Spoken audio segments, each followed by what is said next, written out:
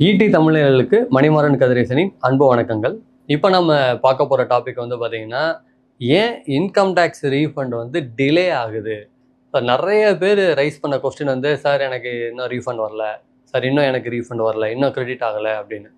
Sir உண்மையாகவே refund delay ஆகிறதுக்கு 2 reason இருக்குது. ஒன்று, மேபி நம்ம இன்கம் டேக்ஸ் டிபார்ட்மெண்ட்டே டிலே பண்ணியிருக்கலாம். ஆனால் இந்த வாரம் தான், அதாவது போன வாரத்தில் வந்து எல்லா ரீஃபண்டுமே என்ன பண்ணிட்டாங்கன்னா ப்ராசஸ் பண்ணி பேமெண்ட்டும் கிரெடிட் ஆயிடுச்சு. நிறைய பேருக்கு இந்த ஐடிஆர் ரீஃபண்ட் வந்துருச்சு.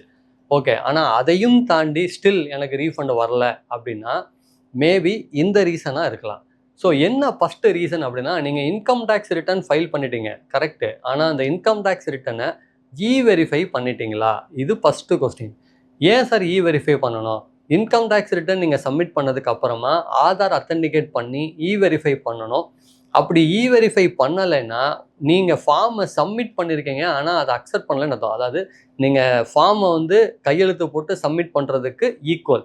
ஸோ அப்போ ஆதார் அத்தன்டிகேஷனுங்கிறது நீங்கள் உங்கள் மூலமாக தான் அந்த செல்ஃப் ஃபைலிங் பண்ணியிருக்கீங்க அப்படிங்கிறதுக்கு அப்ரூவல் கொடுக்குற மாதிரி. ஸோ அப்போ நம்ம சைன் பண்ணுறோம் அப்படின்னா அந்த சைன் பண்ணி ஃபார்மை வந்து அப்ரூவல் பண்ணுவோம். அதே போல் இங்கே ஆதார் அத்தன்டிகேட் பண்ணி நம்ம என்ன பண்ணுறோன்னா ஃபைல் பண்ண இன்கம் டேக்ஸ் ரிட்டனை அப்ரூவ் பண்ணுறோம்.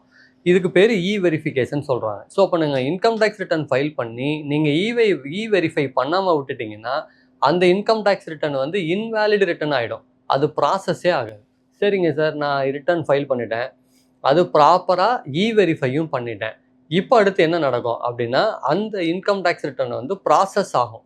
செக்ஷன் 143(1) சொல்லுவாங்க. அதை வந்து ப்ராசஸ் பண்ணுவாங்க.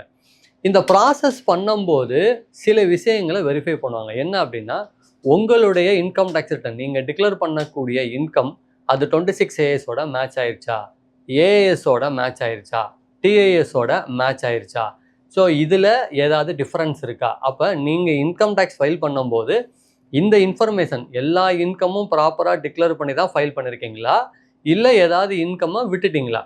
இப்போ சப்போஸ் நீங்கள் சேலரி இன்கம் மட்டும் காமிச்சிருக்கீங்க, கேபிட்டல் கெயின் இருக்குது, அதாவது நீங்கள் மியூச்சுவல் ஃபண்ட் ஷேர் பண்ணியிருக்கீங்க ஆனால் அதை காட்டலை, அல்லது ஒரு எஃப்டி இன்கம் இருக்குது அதை நீங்கள் காட்டலை, இப்போது உங்களோட ரிட்டர்ன்ஸ் வந்து ப்ராசஸ் ஆகாது. ஏன் ப்ராசஸ் ஆகாதுன்னா இந்த இன்கம்லாம் நீங்கள் காட்டாததுனால ப்ராசஸ் ஆகாமல் பெண்டிங்கில் நிற்கும். அப்போது அதுக்கு இன்டிமேஷன் அனுப்பிச்சிருப்பாங்க, இந்த மாதிரி டிஃப்ரென்ஸ் இருக்குது, இதுக்கு நீங்கள் பதில் சொல்லுங்கன்னு சொல்லி 143(3) 143(1)ல் நோட்டீஸ் வந்துடும். அப்போ இந்த ப்ராப்ளம்லாம் வந்து சால்வ் ஆனால் மட்டும்தான் உங்களுடைய ஐடிஆர் வந்து ப்ராப்பராக ப்ராசஸ் ஆகும்.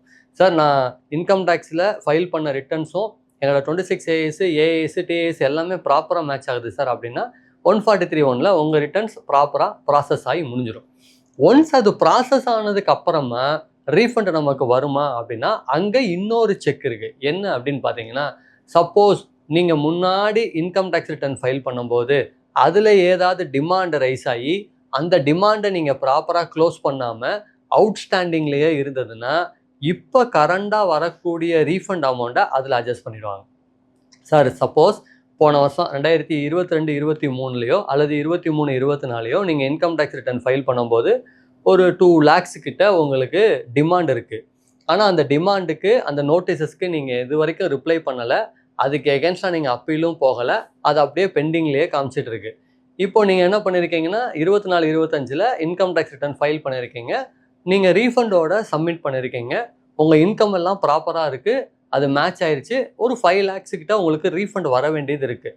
இந்த 5 lakhs ரீஃபண்ட் வர வேண்டிய அமௌண்ட்டை ஆல்ரெடி எக்ஸிஸ்டிங் டிமாண்டு எவ்வளோ இருக்கோ அதை அட்ஜஸ்ட் பண்ணுவோம் அப்படின்னு 245 நோட்டீஸ்னு ஒன்று அனுப்புவாங்க. ஸோ ஒரு adjustment of refund amount against old demand அப்படின்னு சொல்லி ஒரு நோட்டீஸ் வரும்.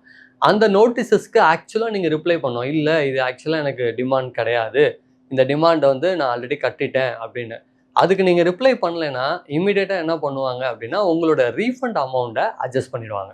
ஸோ அப்போ ரீஃபண்ட் அமௌண்ட்டை வந்து ஓல்டு அவுட்ஸ்டாண்டிங் அகெயின்ஸ்டாக அட்ஜஸ்ட் பண்ணிவிட்டு பேலன்ஸ் இருக்கக்கூடிய ரீஃபண்டை கொடுப்பாங்க. சப்போஸ் உங்களோட டிமாண்டு ஜாஸ்தியாக இருக்குது, ரீஃபண்ட் அமௌண்ட் கம்மியாக இருக்குன்னா உங்களுக்கு சுத்தமாகவே ரீஃபண்டு வராமையே போயிடும். இந்த மாதிரி சுச்சுவேஷன்லேயும் உங்களுக்கு ரீஃபண்டு வராது. இல்லை சார், எனக்கு டிமாண்ட்லாம் இல்லை சார், ப்ராப்பராக ஆயிடுச்சு, ப்ராசஸும் ஆயிடுச்சு, ஆனாலும் ரீஃபண்ட் வரல அப்படின்னா இந்த ரீசனாக இருக்கலாம். என்ன மாதிரி ரீசன்னா, உங்களோட பேங்க் அக்கௌண்ட்டை நீங்கள் வேலிடேட் பண்ணாமல் இருந்திருக்கலாம். சார், நான் பேங்க் அக்கௌண்ட் வச்சுருக்கேன், அங்கே இருக்கக்கூடிய பேங்க் அக்கௌண்ட்டில் என்னுடைய பேன் நம்பரையும் ஆதாரையும் லிங்க் பண்ணாமல் இருக்கலாம், அல்லது என்னோட பேன் நம்பரை என்னுடைய பேங்க் அக்கௌண்ட்டில் ப்ராப்பராக அப்டேட் பண்ணாமல் இருக்கலாம். சம்டைம் இப்போது சில இந்த மாதிரி இஷ்யூஸ்லாம் வருது. என்னென்னா முதல்ல அவர் பேங்க் அக்கௌண்ட் ஓப்பன் பண்ணியிருப்பார். பேங்க் அக்கௌண்ட் ஓப்பன் பண்ணும்போது அப்போ இருந்த பேன் நம்பர் பேஸ் பண்ணி அதில் இருக்கக்கூடிய நேம் பேஸ் பண்ணி அக்கௌண்ட் ஓப்பன் பண்ணியிருப்பார். ஸோ பேன் நம்பர் மாற போகிறதில்ல.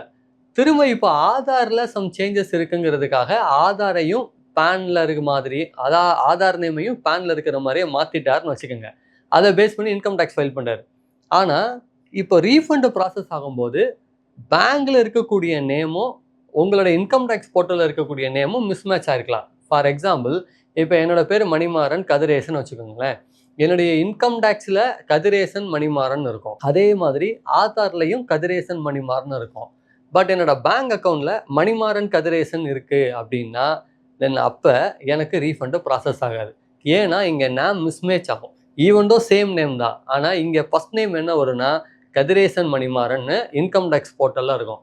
ஆனால் அதே இது பேங்க் அக்கௌண்ட்டில் பார்த்தீங்கன்னா ஃபஸ்ட் நேம் மணிமாறன் இருக்கும், கதிரேசன் வந்து லாஸ்ட் நேமாக இருக்கும். அப்போ இது மிஸ்மேட்ச்சு அப்படின்னு சொல்லிட்டு இதனால உங்களுக்கு ரீஃபண்ட் வந்து ப்ராசஸ் ஆகாமல் இருக்கும். அப்போ இது எப்படி சார் நான் ரெக்டிஃபை பண்ணோம் அப்படின்னா, முதல்ல உங்களோட பேங்க் அக்கௌண்ட்டில் போயிட்டு உங்கள் பேன் நம்பரையை வேலிடேட் பண்ணி, இந்த நேம் சப்போஸ் மிஸ்மேட்ச் இருந்ததுன்னா அதையும் நீங்கள் அப்டேட் பண்ணி, ஒன்ஸ் அதை அப்டேட் பண்ணதுக்கு அப்புறமா வேலிடேட் ஆனவுடனே திரும்ப மறுபடி இங்கே இன்கம் டேக்ஸ் போர்ட்டலில் எகைன் உங்களோட பேங்க் அக்கௌண்ட்டை வேலிடேட் பண்ணும். அப்படி வேலிடேட் பண்ணால் மட்டும்தான் பேங்க் வேலிடேஷன் ஆகும். ஒன்ஸ் உங்களோட பேங்க் அக்கௌண்ட் நேம் வேலிடேஷன் ஆயிடுச்சுன்னா நீங்கள் ரீஃபண்ட் ரீஇஷ்யூ அப்படின்னு ஒரு ரெக்வஸ்ட் இருக்குது. அந்த ரீஃபண்ட் ரீஇஷ்யூ ரெக்வஸ்ட்டை நீங்கள் கொடுத்துட்டீங்கன்னா உங்களுடைய ரீஃபண்ட் வந்து ப்ராசஸ் ஆகும். ஸோ இந்த மாதிரியான காரணங்களால் உங்களோட ரீஃபண்டு வராமல் இருக்கலாம். ஸோ மெயினாக நீங்கள் செக் பண்ண வேண்டியது என்னென்னா, சார் நான் ரீஃபண்டு அப்ளை பண்ணுறேன், ரீஃபண்டு வரல அப்படின்னு நீங்கள் செக் பண்ணாமல் நீங்கள் என்ன செக் பண்ணுங்கன்னா உங்களோட ரிட்டர்ன் ப்ராசஸ் ஆயிடுச்சாங்கிறத செக் பண்ணுங்கள்.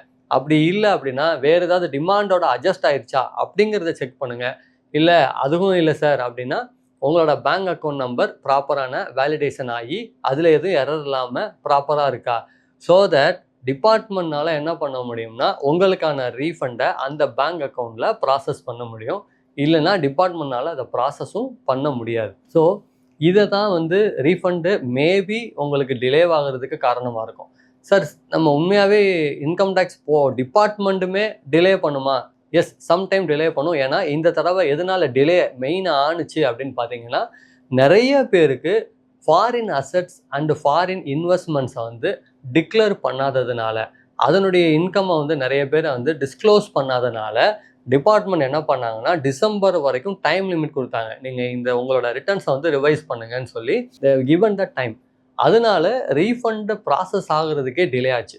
ஸோ இந்த வாரம், அதாவது லாஸ்ட் வீக்கில் தான் என்ன பண்ணாங்கன்னா இன்கம் டேக்ஸ் டிபார்ட்மெண்ட்டே நிறைய பேருக்கு கொடுக்க வேண்டியதுலாம் ரீஃபண்ட் வந்து ப்ராசஸ் பண்ணாங்க. எல்லாருக்கும் ரீஃபண்டுமே வந்து சேர்ந்துருச்சு. ரீஃபண்டு வந்து டிபார்ட்மெண்ட்டில் டிலே ஆகிறது வேறு, ஆனால் நம்ம சைடு ஏதாவது மிஸ்டேக் இருக்கா அப்படிங்கிறத நான் சொன்ன இந்த 4 விஷயத்தை கவனிச்சிங்கன்னா டெஃபினட்டாக நீங்களும் ரீஃபண்டை வந்து ஈஸியாக வாங்க முடியும். நன்றி, மீண்டும் சந்திப்போம்.